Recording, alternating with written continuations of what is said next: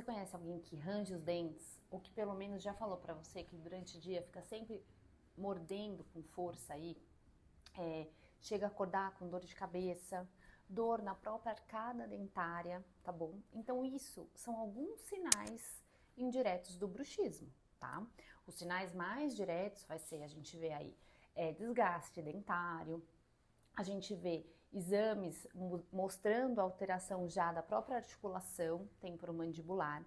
Mas por que eu vim fazer esse vídeo hoje? Para falar que o Botox também pode ajudar nesses casos.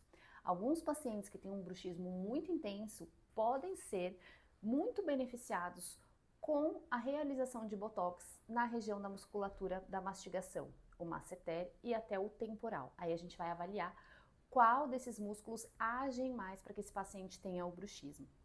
E realizando o Botox nesses músculos, a gente consegue aliviar os sintomas, porque a gente consegue um relaxamento dessa musculatura.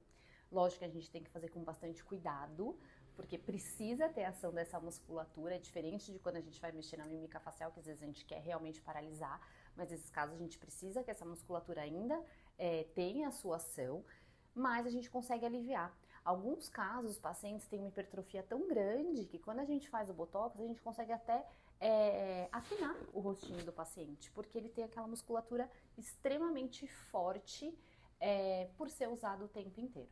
Então, se você conhece alguém que pode ser beneficiado do Botox, manda esse vídeo para ele.